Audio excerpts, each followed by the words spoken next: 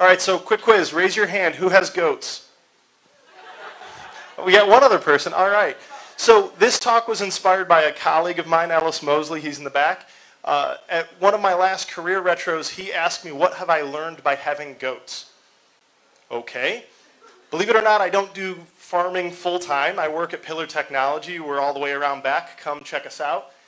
User experience, digital experience, that's what I do day in, day out. About 5 years ago, though, decided we wanted something different. So my wife and I moved to 10 acres west of Ann Arbor. We've got a dog, cat, 13 chickens, 3 goats, and now a 15-month-old toddler running around. Yeah. Oh, don't worry, he'll show up at the end. So you can imagine, we learned a lot when we did that. First of all, again, did anyone know goats like to stand on their hind legs? Okay. Chickens slip on ice. Bet you didn't know that. I certainly didn't. All these pictures, by the way, and gifts were taken at my farm. So one of the more tangible lessons that we learned was, hey, it was time to tap the trees for maple syrup.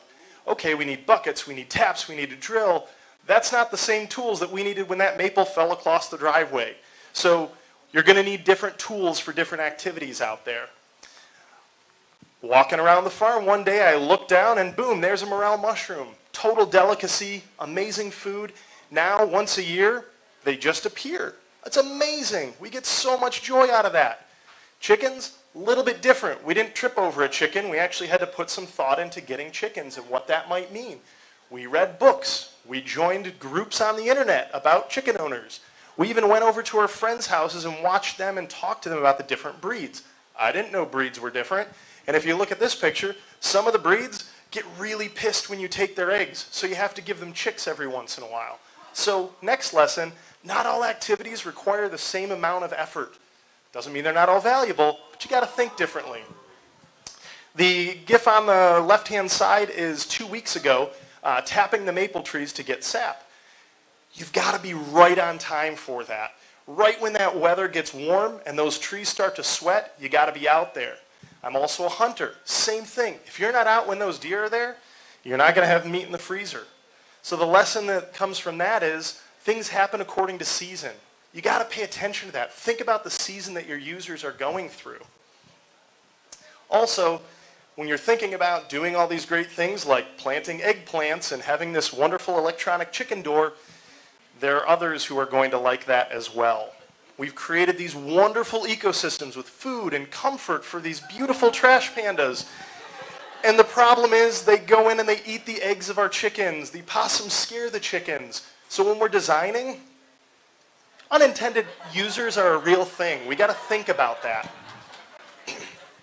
But it goes beyond unintended. Even the users that we're trying to create the ideal experiences for, these goats, you got to learn about the goats. We've ultimately come up with this saying that goats are going to goat. Because no matter what you do to create this wonderful environment, they're going to jump the fence and go and eat the neighbor's roses. They're going to try and eat your tools. They're going to eat your headphones while you're out building them a new barn.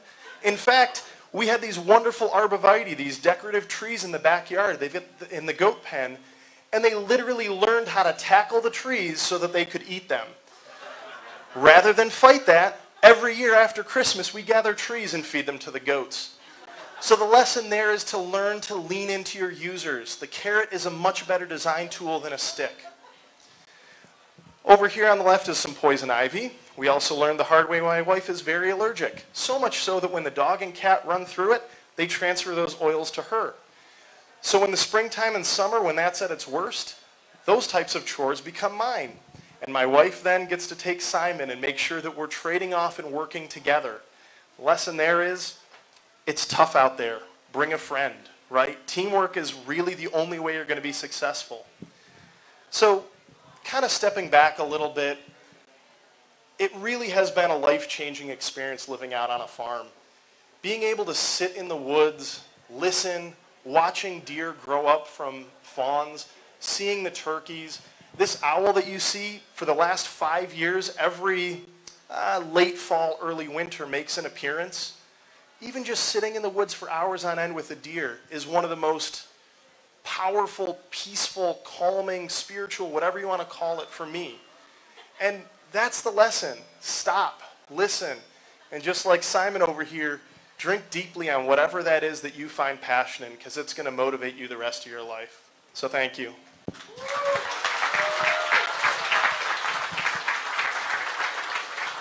Thank you, Jonathan. We've now come to our last talk of the evening. Yeah, it went by very fast.